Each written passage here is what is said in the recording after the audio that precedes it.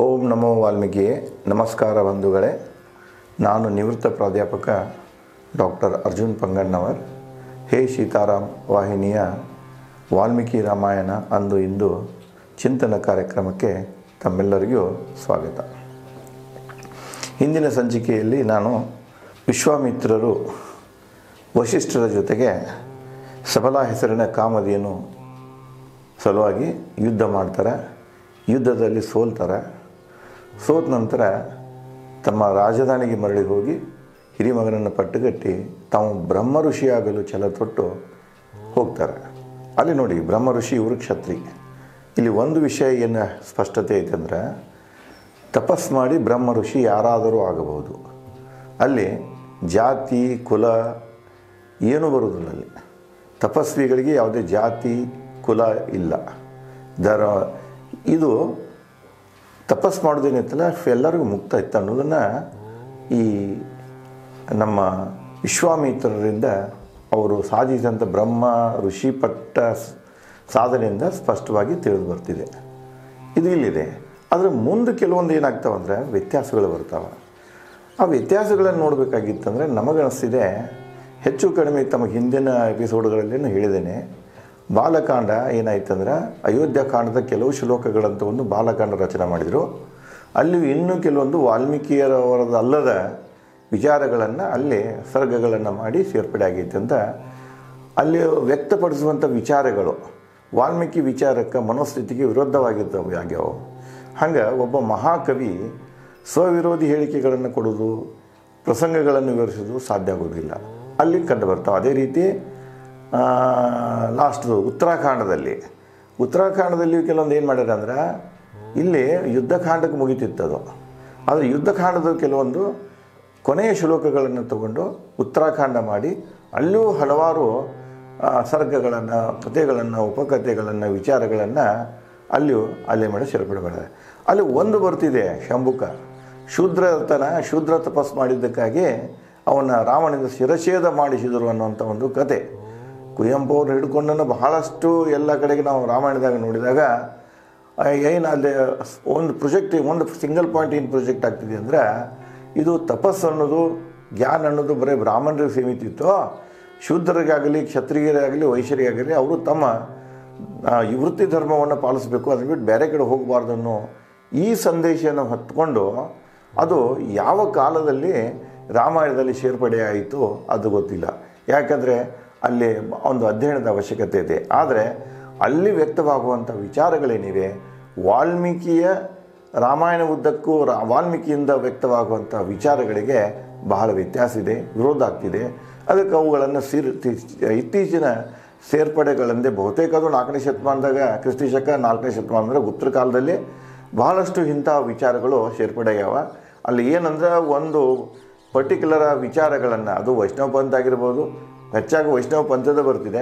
ವೈಷ್ಣವ ಪಂಥದ ತನ್ನ ಒಂದು ಪ್ರಭಾವವನ್ನು ಹೆಚ್ಚಿಸುವುದಕ್ಕಾಗಿ ಹಲವಾರು ಕಥೆಗಳನ್ನು ಇದರಲ್ಲಿ ಸೇರ್ಪಡೆ ಮಾಡ್ಯಾರ. ಅದರ ಮೂಲಕ ಬೋಧಿಸ್ಲಿಕ್ಕೆ, ಯಾಕಂದರೆ ರಾಮಾಯಣ ಜನಪ್ರಿಯ ಅದು ಮಾಸ್ ಎಜುಕೇಟಿಂಗ್ ಒಂದು ಮಾಧ್ಯಮ ಇದ್ದಂಗೆ, ಮಾಸ್ ಎಜುಕೇಟಿಂಗ್ ಮಾಧ್ಯಮನೇ ಅದು ರಚನೆ ಆದಾಗಿಂದ ಹಿಡಿದು ಇಲ್ಲಿ ತನಕ ಜನರನ್ನು ಎಜುಕೇಟ್ ಮಾಡ್ಕೊತ ಬಂದಿದೆ, ಒಂದು ಪರಂಪರೆಯನ್ನು ರಕ್ಷಣೆ ಮಾಡ್ಕೊತ ಬಂದಿದೆ, ಮತ್ತು ಒಂದು ಸಮಾಜವನ್ನು, ಒಂದು ಸಮಗ್ರ ಸಮಾಜವನ್ನು ತನ್ನ ಸೂತ್ರಗಳಿಂದ ಹಿಡಿದಿಟ್ಟು ಅದನ್ನು ಇಲ್ಲಿ ತನಕ ತೊಗೊಂಡ್ಬಂದಿದೆ. ಅದರಲ್ಲೇ ಕಂಡು ಬರುವಂಥದ್ದು ಬದಲಾವಣೆಗಳು ಅವು ಕಂಡು ಬರುವ ನಮ್ಮ ಇತಿಹಾಸದ, ನಮ್ಮ ಮನೋಧರ್ಮವನ್ನು, ನಮ್ಮ ಸಾಮಾಜಿಕ ಸ್ಥಿತಿಯನ್ನು ಕೂಡ ಅಲ್ಲೇ ನಾವು ನೋಡ್ತೇವೆ. ಹೀಗಾಗಿ ಹಲವಾರು ಬದಲಾವಣೆಗಳಾಗ್ಯಾವ. ಇಲ್ಲೂ ಕೂಡ ಇಲ್ಲಿ ಶಾತಾನಂದರು ರಾಮನಿಗೆ ಹೇಳ್ತಾರೆ, ನೋಡು ರಾಮನ ಈ ಒಂದು ವಿಶ್ವಾಮಿತ್ರನ ಪರಾಕ್ರಮದ ಬಗ್ಗೆ ಹೇಳಿದರು. ವಿಶ್ವಾಮಿತ್ರರು ಯಾವ ರೀತಿ ಯುದ್ಧ ಮಾಡಿ ಕೊನೆಗೆ ತನ್ನ ರಾಜ್ಯವನ್ನು ತ್ಯಾಗ ಮಾಡಿ ಬ್ರಹ್ಮ ಋಷಿ ಆದರು ಅನ್ನೋದನ್ನು ಹೇಳ್ತಾರೆ. ಮುಂದುವರೆದು ಇನ್ನೊಂದು ಕತೆ ಹೇಳ್ತಾರೆ, ತ್ರಿಶಂಕುವಿನ ಸ್ಥಿತಿ ಬಗ್ಗೆ ಹೇಳ್ತಾರೆ. ತ್ರಿಶಂಕು ಯಾರಂದರೆ, ಅವನು ರಾಮನ ವಂಶಜ, ಅಯೋಧ್ಯ ರಾಜ. ಅವನು ಅಯೋಧ್ಯ ರಾಜ. ಅಯೋಧ್ಯದ ರಾಜಗುರು ಯಾರಪ್ಪ ಅಂದರೆ ವಶಿಷ್ಠರಿಗೆ 100 ಜನ ಮಕ್ಕಳು ಇರ್ತಾವಂತ ಹೇಳ್ತಾರೆ ಅವರು. ಮುಂದೆ ವಶಿಷ್ಠ ಮಕ್ಕಳು ಅವ್ರದ್ದು ಎಲ್ಲ ಯಜ್ಞ ಪೂಜೆ ಎಲ್ಲ ಮಾಡ್ತಿರ್ತಾರೆ. ಈ ತ್ರಿಶಂಕು ಏನು ಮಾಡ್ತಾನಂದರೆ, ಇವನು ಮಹಾಪರಾಕ್ರಮಿ ಇರ್ತಾನೆ, ಒಳ್ಳೆ ಮನುಷ್ಯ ಇರ್ತಾನೆ, ಸಾಕಷ್ಟು ಜನ ಕಲ್ಯಾಣ ಕಾರ್ಯಕ್ರಮಗಳು ಮಾಡಿರ್ತಾನೆ, ದೇವ್ರಿಗೆ ಪ್ರಿಯವಾದದ್ದನ್ನು ಅವನು ಮಾಡಿರ್ತಾನೆ, ಎಲ್ಲ ಚಲೋ ಮಾಡಿರ್ತಾನೆ. ಅದಕ್ಕೆ ಅವರು ವಶಿಷ್ಠರ ಮುಂದೆ ಬಂದು ಏನು ಹೇಳ್ತಾರೆ, ನಾನು ಎಲ್ಲ ಲೋಕ ಕಲ್ಯಾಣ ಕಾರ್ಯಗಳನ್ನು ಮಾಡೇನೆ, ನಾನು ಮತ್ತು ಜನಪ್ರಿಯ ಇದ್ದೇನೆ, ಅದಕ್ಕೆ ನನ್ನನ್ನು ನೀನು ಸ್ವರ್ಗಕ್ಕೆ ಕಳಿಸು ಅಂತ ವಶಿಷ್ಠರಲ್ಲಿ ಕೇಳ್ತಾರೆ. ಅವಾಗ ವಶಿಷ್ಠರು ಅದಕ್ಕೆ ಒಪ್ಪೋದಿಲ್ಲ. ವಶಿಷ್ಠ ಅಂತಾರೆ ಅವನಿಗೆ ಧಿಕ್ಕರಿಸ್ತಾರದು. ಆನಂತರ ಅವ್ರ ಮಕ್ಕಳ ಹತ್ರ ಹೋಗ್ತಾನೆ, ನಿಮ್ಮಪ್ಪ ನಮ್ಮನ್ನು ಹತ್ತಿರ ಹೋಗಿದ್ದೆಪ್ಪ ನಾನು, ಮತ್ತು ನನಗೆ ಸ್ವರ್ಗಕ್ಕೆ ಕಳಿಸಂತ ನಾನು ಕೇಳಿದಾಗ ಅವರು ನನ್ನ ಧಿಕ್ಕರಿಸಿ, ನನ್ನ ಬೇಡಿಕೆಯನ್ನು ಧಿಕ್ಕರಿಸಿರು, ಅಷ್ಟೇ ಅಲ್ಲ ನನಗೆ ಅವರು ಬೆದರಿಸಿರು ಅಂತ ಹೇಳ್ತಾನೆ. ಅಂದರೆ ವಾಚಿ ಶಬ್ದಗಳಿಂದ ಇದು ಮಾಡ್ರಿ ಅಂತ ಹೇಳ್ತಾನೆ.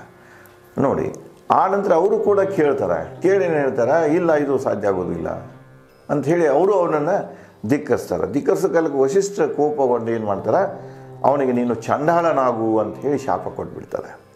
ತ್ರಿಶಂಕು ರಾಜ ತ್ರಿಶಂಕುಗೆ ಚಾಂಡಾಳನಾಗು ಅಂತ ಶಾಪ ಕೊಡ. ಚಾಂಡಾಳ ಅಂದರೆ ಏನು ಅಂದರೆ, ಕೆಲವೊಂದು ಕಡೆಗೆ ಅವರ ಶಾಸ್ತ್ರದಲ್ಲಿ ಬರ್ತಿದೆ, ಬ್ರಾಹ್ಮಣ ಹೆಣ್ಣು ಬ್ರಾಹ್ಮಣೇತರ ಗಂಡಿನಿಂದ ಹುಟ್ಟುವಂತಹ ಮಗು ಏನಿದೆ ಅದಕ್ಕೆ ಚಾಂಡಾಳ ಅಂತ, ಗಂಡು ಇರ್ಬೋದು ಹೆಣ್ಣು ಇರ್ಬೋದು, ಚಾಂಡಾಳ ಅಂತ ಹೇಳ್ಕೊಂತ ಬರ್ತಾರೆ.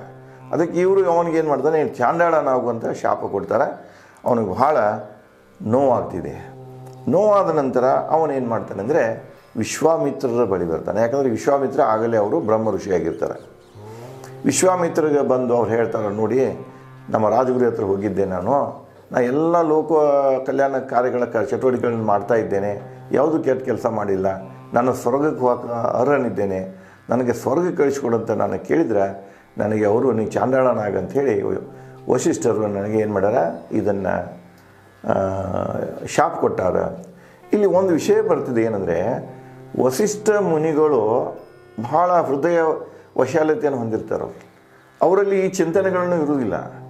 ಹಂಗೆ ಇರ್ತಿತ್ತಂದ್ರೆ ಅವರು ವಾಲ್ಮೀಕಿ ಗುರು ಆಗ್ತಿದ್ದಿಲ್ಲ.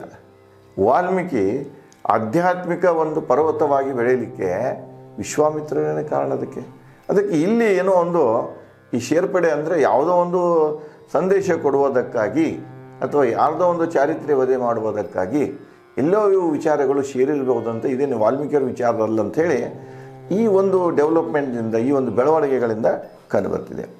ವಿಶ್ವಾಮಿತ್ರ ಬಳಿ ಬರ್ತಾರೆ, ಅವ್ರು ಕೇಳ್ಕೊಡ್ತಾರೆ, ಈ ಪ್ರಕಾರ ಆಗಿದೆ ಮತ್ತು ನನಗೆ ಚಾಂಡಾಳನಾಗು ಅಂಥೇಳಿ ಅವರು ಶಾಪ್ ಕೊಟ್ಟಾರ. ಅಂದಾಗ ವಿಶ್ವಾಮಿತ್ರ ನೀಯನ್ನು ಹೆದರಬೇಡ, ನಾನು ನಿನ್ನ ಸ್ವರ್ಗಕ್ಕೆ ಕಳಿಸ್ತೀನಿ ಅಂತ ಹೇಳಿ ಅವ್ರೇನು ಮಾಡ್ತಾರೆ, ಯಜ್ಞವನ್ನು ಮಾಡ್ತಾರೆ.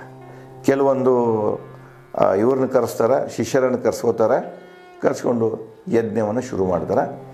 ಯಜ್ಞಕ್ಕೆ ಎಲ್ಲರನ್ನೂ ಆಹ್ವಾನ ಮಾಡಿರ್ತಾರೆ ಅವರು. ಇವರು ವಶಿಷ್ಠ ಮತ್ತು ವಶಿಷ್ಠರ ಮಕ್ಕಳನ್ನು ಸಹಿತ ಅವರು ಯಜ್ಞಕ್ಕೆ ಆಹ್ವಾನ ಮಾಡಿರ್ತಾರೆ. ಆದರೆ ಅದನ್ನು ಅವರು ತಿರಸ್ಕರಿಸ್ತಾರೆ. ಹೆಂಗೆ ತಿರಸ್ಕರಿಸ್ತಾರೆ ಅನ್ನೋದನ್ನು ವಾಲ್ಮೀಕಿಯವರ ಈ ಒಂದು ರಾಮಾಯಣದಲ್ಲಿ ಬಾಲಕಾಂಡದ ಇದರಲ್ಲಿ ತ್ರಿಶಂಕು ಸ್ಥಿತಿಯ ಹೇಳುವ ಕಾಲಕ್ಕೆ ಈ ರೀತಿಯಾಗಿ ಹೇಳಲಾಗಿದೆ. ಕ್ಷತ್ರಿಯ ಯಾಜಕ. ಕ್ಷತ್ರಿಯ ಯಾಜಕ ಅಂದರೆ, ಯಾಜಕ ಅಂದರೆ ಪೂಜೆ ಮಾಡೋ, ಯಜ್ಞಗಳನ್ನು ಆಚರಣೆ ಮಾಡಿ ನಡೆಸ್ಕೊಂಡು ಹೋಗವ. ಚಾಂಡಾಳ ಶಿವಾರ್ಪಕ. ಈ ಯಜ್ಞ ಸೇವೆ ಮಾಡವ ಯಾರು, ಒಬ್ಬ ಚಾಂಡಾಳ. ಯಾಕಂದ್ರೆ ಚಾಂಡಾಳತ್ತ ಅವ್ರಿಗೆ ತ್ರಿಶಂಕುಗೆ ಇವರು ಶಾಪವನ್ನು ಕೊಟ್ಟಿರ್ತಾರೆ. ಈ ಯಜ್ಞಕ್ಕೆ ದೇವತೆಗಳು ಹೇಗೆ ಬಂದಾರು ವಶಿಷ್ಠ ಪ್ರಶ್ನೆ ಮಾಡ್ತಾನೆ. ನೀನು ಯಜ್ಞ ಕರಿತಿದ್ದ, ಅಲ್ಲಪ್ಪ ಇವೊಬ್ಬ ಏನಂದ್ರೆ ಕ್ಷತ್ರಿಯ ಅದಾನ, ಅವ ಕ್ಷತ್ರಿಯ ಯಜ್ಞ ಮಾಡವ. ಆ ಯಜ್ಞಕ್ಕೆ ಬೇಕಾದಂಥ ಸೇವೆ ಮಾಡವ ಯಾರಪ್ಪ ಅಂದ್ರೆ ಒಬ್ಬ ಚಾಂಡಾಳ. ಒಬ್ಬ ಮತ್ತು ಸೇರಿಕೊಂಡು, ಕ್ಷತ್ರಿಯ ಸೇರಿಕೊಂಡು ಯಜ್ಞ ಮಾಡ್ತಾರಂದ್ರೆ ಅಂಥ ಯಜ್ಞಗಳಿಗೆ ದೇವತೆಗಳು ಬರ್ತಾರಾ ಅಂತ ಪ್ರಶ್ನೆ ಮಾಡ್ತಾನೆ. ವಿಶ್ವಾಮಿತ್ರನನ್ನು ಆಲಂಗಿಸಿ ಚಂಡಾಳ ಊಟ ತಿಂದು ಬ್ರಾಹ್ಮಣರು ಮುನಿಗಳು ಹೇಗೆ ಸ್ವರ್ಗ ಸೇರುವರು ಎಂದ ವಶಿಷ್ಠ ಪುತ್ರ. ವಶಿಷ್ಠ ಏನಂದ, ಮುನಿಗಳು ಏನಂತಾರಂದ್ರೆ, ಒಬ್ಬ ಕ್ಷತ್ರಿಯ ಅದಾನ, ಮಾಡವ, ಮಾಡಿಸಿಕೊಳ್ಳೋ ಏನಂತಿದೆ, ಅವನೊಬ್ಬ ಚಾಂಡಾಳದಾನ, ಈ ಇಂಥ ಯಜ್ಞಕ್ಕೆ ದೇವತೆಗಳು ಬರೋದಿಲ್ಲ ಅಂತ ಹೇಳ್ತಾನೆ. ಅವ್ರ ಮಕ್ಕಳು ಮುಂದುವರೆದು ಏನು ಹೇಳ್ತಾರಂದ್ರೆ, ಇಲ್ಲಿ ಯಜ್ಞಕ್ಕೆ ಬಂದು ವಿಶ್ವಾಮಿತ್ರರನ್ನು ಅಪ್ಪಿಕೊಂಡು ಚಾಂಡಾಳ ಮಾಡಿದಂಥ ಅಡಿಗೆಯನ್ನು ಊಟ ಮಾಡಿ ಯಾವ ಬ್ರಾಹ್ಮಣರು ಸ್ವರ್ಗ ಸೇರ್ತಾರೋ, ಯಾವ ಮುನಿಗಳು ಸ್ವರ್ಗ ಸೇರ್ತಾರೋ ಅಂದ್ರೆ ಇದನ್ನ ಉಂಡ್ರದೆ ಯಾರೂ ಸ್ವರ್ಗ ಸೇರೋದಿಲ್ಲ, ಅದಕ್ಕೆ ಯಾರೂ ಬರೋಕ್ಕೆ ಹೋಗೋದಿಲ್ಲ, ನಾವು ಬರೋದಿಲ್ಲ ಅಂತ ಹೇಳ್ತಾನೆ. ಆದರೆ ವಿಶ್ವಾಮಿತ್ರರು ಬಹಳ ಪ್ರಯತ್ನವಾದಿ ಇರ್ತಾರೆ. ಅವರು ತಮ್ಮ ಹಠ ಬಿಡುವುದಿಲ್ಲ, ಯಜ್ಞ ಮಾಡ್ತಾರೆ. ತಮ್ಮ ತಪಸ್ಸಿನ ಬಲದಿಂದ ಒಂದು ಸ್ವರ್ಗವನ್ನು, ಅದಕ್ಕೆ ಹುಷಿ ಸ್ವರ್ಗ ಅಂತ ಕರೀತಾರೆ, ಸ್ವರ್ಗವನ್ನು ಸೃಷ್ಟಿ ಮಾಡಿ ಆ ಸ್ವರ್ಗಕ್ಕೆ ಇವ್ರನ್ನ ತ್ರಿಶಂಕುವನ್ನು ಕಳಿಸ್ತಾರೆ. ತ್ರಿಶಂಕುನ ಸ್ವರ್ಗಕ್ಕೆ ಕಳಿಸಿದಂಥ ಈ ಕಥೆಯ ಮೂಲಕ ಏನು ಸಂದೇಶ ಅಂದರೆ, ಇಲ್ಲಿ ಇದು ತಪಸ್ಸು ಮಾಡಬೇಕಾಗಿತ್ತಂದ್ರೆ ಅವರು ಬ್ರಾಹ್ಮಣರಾಗಿರಬೇಕು. ಬ್ರಾಹ್ಮಣರೇತರಿಗೆ ತಪಸ್ಸು ಮಾಡೋಕೆ ಇಲ್ಲ. ಇದೇ ನೋಡಿ, ಅಲ್ಲಿ ಶಂಭುಕುದು ಬರ್ತಿದೆ. ಶಂಭುಕು ಶೂದ್ರನಾಗಿದ್ದರಿಂದ ಅವನು ತಪಸ್ಸು ಕುಳಿತಿದ್ರು. ಬ್ರಾಹ್ಮಣ ಒಬ್ಬ ವ್ಯಕ್ತಿಯ ಬಾಲಕ ಅಂದರೆ ಅಕಾಲಿಕ ಮರಣ ಅಪ್ಪತಾನ, ಇದು ಮಹಾಪಾಪ, ಯುಗಧರ್ಮದ ಉಲ್ಲಂಘನೆ ಅಂದಿರ್ತಾರೆ. ಯುಗಧರ್ಮದ ವಿವರಣೆ ಬೇರೆ ಇದೆ.